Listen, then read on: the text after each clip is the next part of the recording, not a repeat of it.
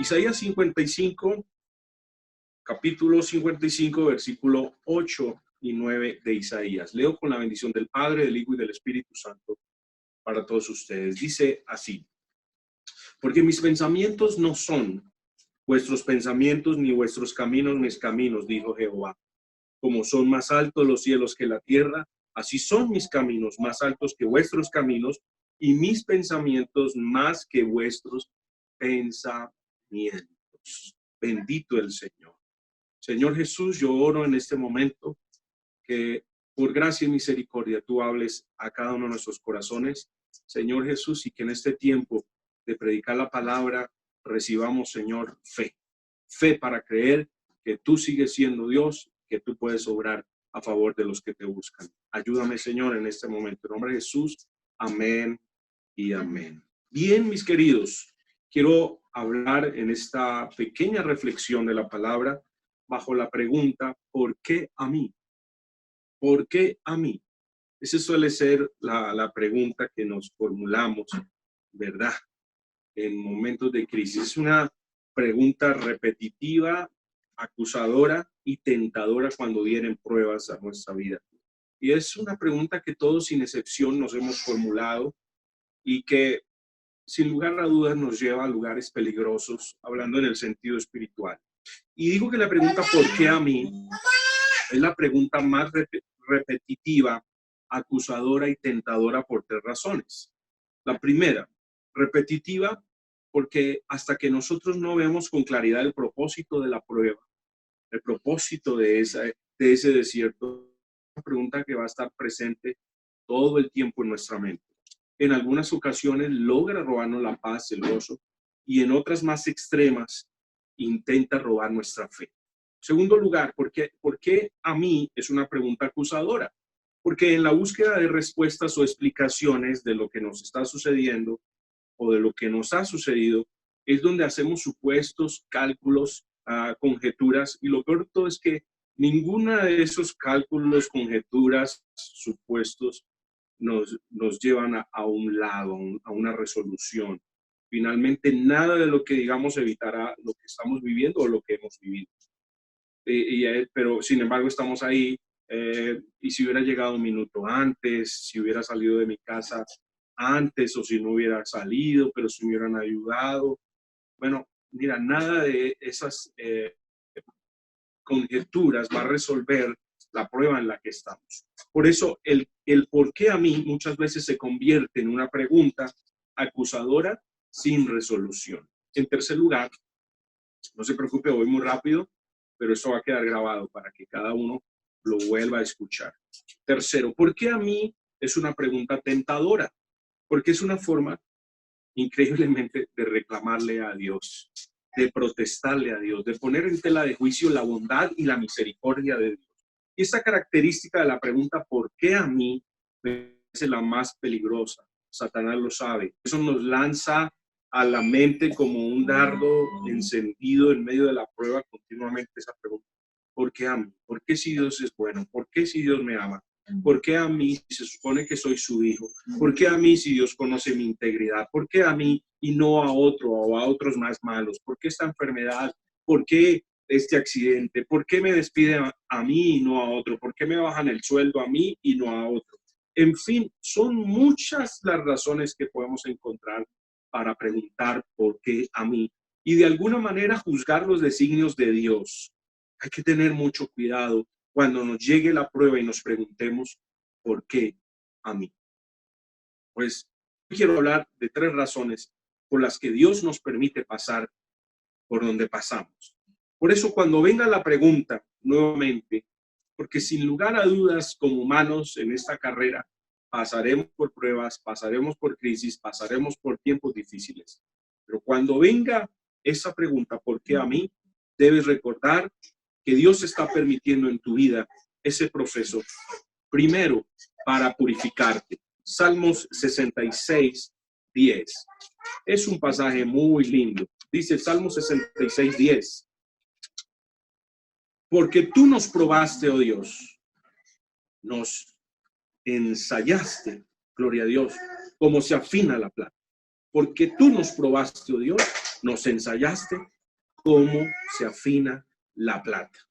Ahora, la verdad es que Dios permite muchas pruebas para sacar de nosotros lo que nos sirve y poner lo de Él en nosotros.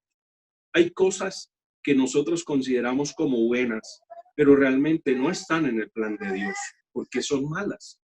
Por eso se hace necesario que Dios nos purifique. Cuando tú seas tentado con esa pregunta, ¿por qué a mí? Recuerda, porque Dios quiere purificarte, porque Dios quiere renovar en ti todo aquello que está mal y hacerlo bien.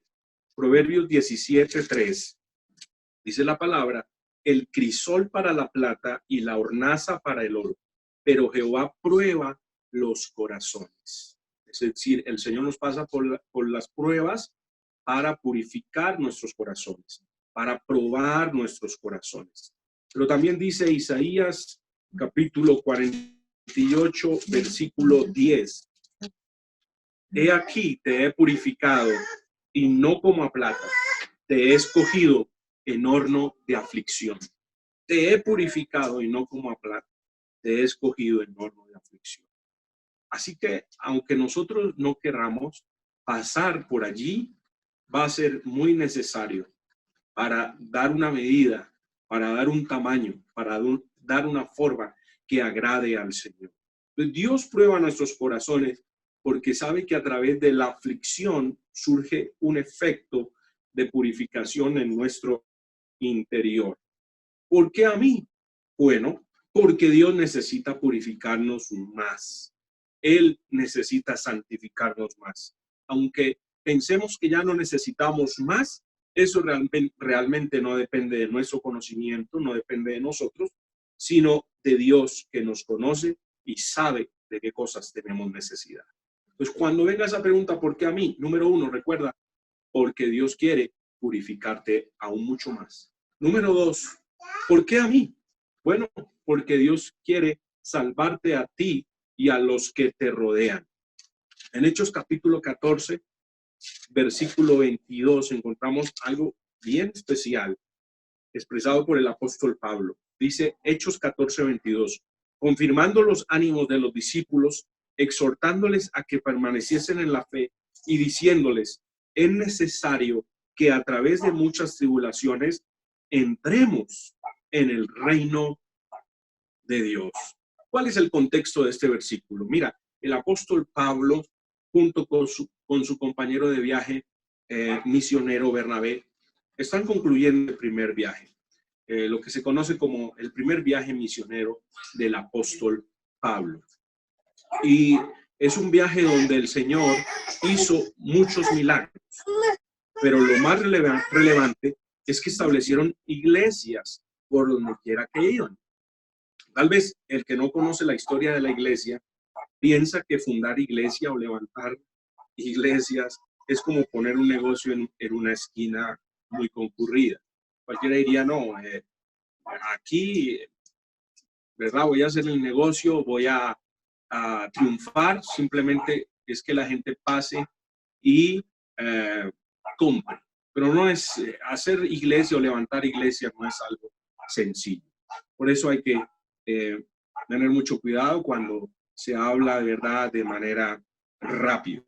Pero, ok, entonces el apóstol Pablo está levantando un lugar como centro de adoración y predicación, lo cual no es fácil, he dicho, no es un negocio y tampoco depende del que esté con la visión. Ustedes saben, este miércoles cumplimos 9 años de haber iniciado la congregación, la iglesia aquí en Ciudad Jardín, y podemos decir que solamente la mano del Señor. Como dijo Pablo, yo sembré, Apolo regó, pero el crecimiento lo ha dado Dios. Entonces, humanamente uno no puede hacer mucho y uno puede hacer mucho y aún así no ver resultados.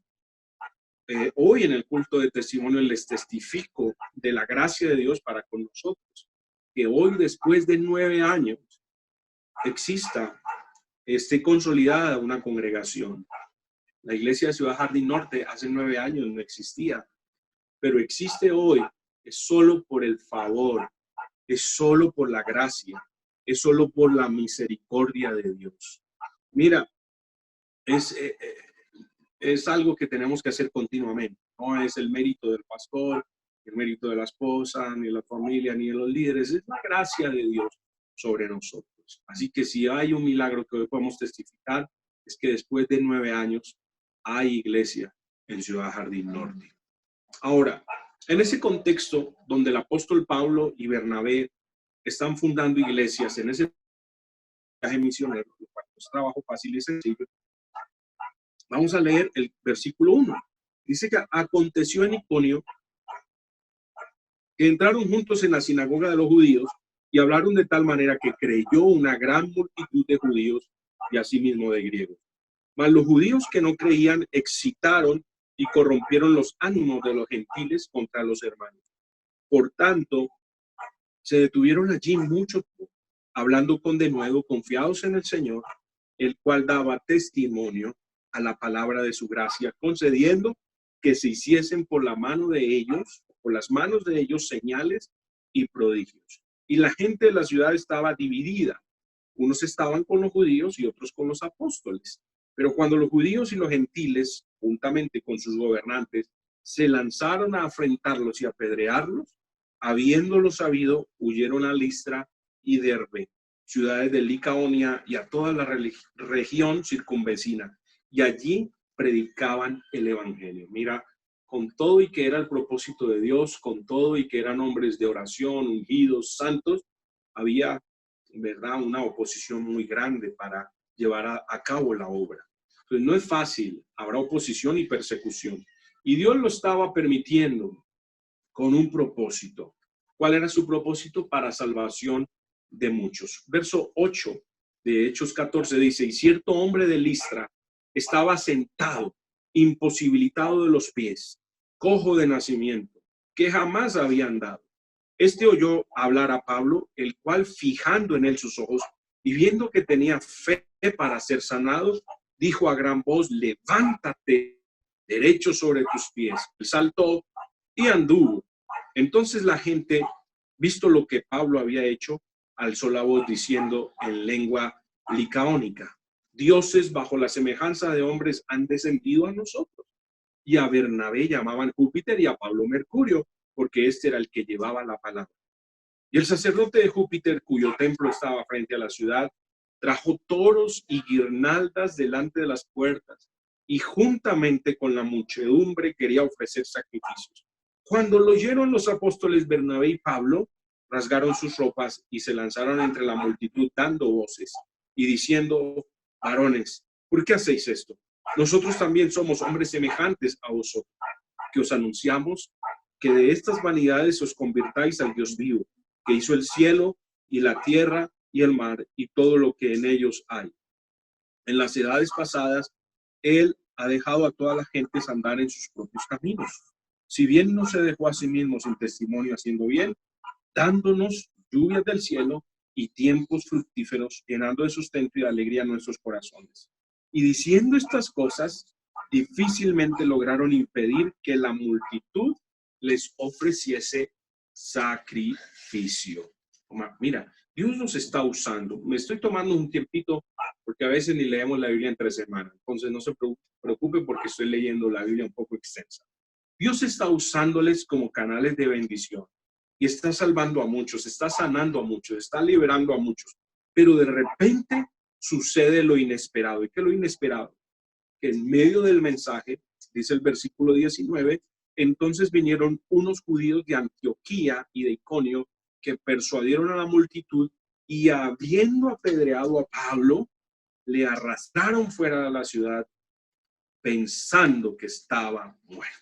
O sea, increíble. Pablo está predicando la palabra, está el Señor haciendo milagros, está, ¿verdad?, levantando paralíticos, está sanando ciegos, está haciendo el Señor maravillas, pero viene de repente una pedrada y viene otra pedrada, punto que cae el apóstol Pablo inconsciente y todos piensan que está muerto. Le arrastran y lo sacan de la ciudad. Ahora, ¿por qué? le sucede esto a un hombre que está sirviendo a Dios, que está predicando el evangelio? ¿Por qué a un hombre que ama a Dios y que está comprometido con él? ¿Por qué? Lo apedrean y como si fuera poco lo arrastran fuera de la ciudad como si fuese un animal. ¿Le puede pasar esto a alguien que ama a Dios? ¿Le puede pasar esto a alguien que sirve al Señor con todo su corazón? ¿Pueden llegar pruebas, crisis, situaciones difíciles? Claro que sí, pero es ahí donde no solo debemos formular la pregunta ¿por qué a mí?, sino entender que a través de todo esto el propósito de Dios se está llevando a cabo en nuestras vidas. ¿Qué imaginas que pasó con Pablo? Alguien pudiera decir, bueno, Pablo renunció al llamado, Pablo entró en amargura, Pablo renegó contra Dios. Humanamente lo hubiera podido hacer y con argumentos. Pero el siguiente versículo, el 20, dice que Pablo no renunció. Dice, verso 20 de Hechos 14, pero rodeándole los discípulos, se levantó y entró, ¿en dónde? Entró en la ciudad y al día siguiente salió con Bernabé para Derbe. Oh, gloria al Señor. Y después de anunciar el evangelio a aquella ciudad y de hacer muchos discípulos, volvieron a Listra, a Iconio y Antioquía. Creo que estamos transmitiendo. Amén. Ahí estamos. Muy bien. Dice entonces que de manera tremenda Pablo no se tomó días de licencia para recuperarse de las heridas, que no desfalleció, que no renegó, sino al contrario, se llenó de valor y más deseos de hacer la obra. Y aquí viene lo hermoso que fue por el verso que llegamos a esta historia. En el verso 22 dice que confirmando los ánimos de los discípulos, exhortándoles a que permaneciesen en la fe y diciéndoles es necesario que a través de muchas tribulaciones entremos en el reino de Dios. O sea, Pablo regresa a Listra, Iconio, Antioquía con las heridas, con los moretones, seguramente caminando con dificultad, pero diciéndoles a todos esos nuevos discípulos, es necesario que a través de muchas tribulaciones entremos en el reino de Dios. En otras palabras, les está diciendo, yo no soy de los que se preguntan por qué a mí o por qué a nosotros, por qué estas heridas, por qué esta injusticia, por qué este atentado contra mi vida. Está diciendo, yo no soy de los que cuestionan a Dios, sino de los que entienden que las pruebas, las muchas tribulaciones nos permiten entrar al reino de Dios y hacen parte de este camino justo. Pablo les está enseñando a esos nuevos discípulos con evidencias en su propio cuerpo, que las pruebas nos permiten conocer a Dios, nos permiten amar a Dios. Las diversas pruebas nos permiten tener una amistad y un acercamiento con Dios que no tendríamos de otra manera. Así que cuando venga la pregunta tentadora, acusadora, repetitiva, ¿por qué a mí? Recuerda, porque Dios quiere salvarte a ti y a los que te rodean. Porque Dios quiere meterte en su reino. ¿Por qué a mí? Porque a través de tu testimonio muchos creerán en el Señor. Y quiero finalizar con la tercera razón del por qué a mí. Y es porque Dios te ha escogido para promocionar. Si bien es evidente que mis pensamientos no son los pensamientos de Dios, que están muy limitados, es claro que Dios conoce lo porvenir y que Él sabe de antemano lo que será mañana de nosotros. Por lo tanto, Dios sabe lo que hace. Yo quiero que le digas al que está a tu lado, Dios sabe lo que hace. Escríbelo en tu muro esta tarde, terminado el culto. Dios sabe lo que hace en tu estado. Dios sabe lo que hace. En lugar de preguntarte por qué a mí, deja que el Espíritu de Dios te dé la convicción. En lo profundo, Dios sabe lo que hace. Termino con el Salmo 66, versículo 5. Salmo 66, versículo 5 dice, venid y ved las obras de Dios, temible en hechos sobre los hijos de los hombres. Volvió el mar en seco, por el río pasaron a pie. Allí en él nos alegramos. Él señorea con su poder para siempre. Sus ojos atalayan sobre las naciones. Los rebeldes no serán enaltecidos. Bendecid pueblos a nuestro Dios y hacer oír la voz de su alabanza. Él es quien preservó la vida de nuestra alma y no permitió que nuestros pies resbalasen. Dice el versículo 10, porque tú nos probaste, oh Dios, aleluya. Nos ensayaste como se afina la plata, nos metiste en la red, pusiste sobre nuestros lomos pesada carga, hiciste cabalgar hombres sobre nuestra cabeza. Pasamos por el fuego y por el agua y nos sacaste abundancia. Tremendo este versículo.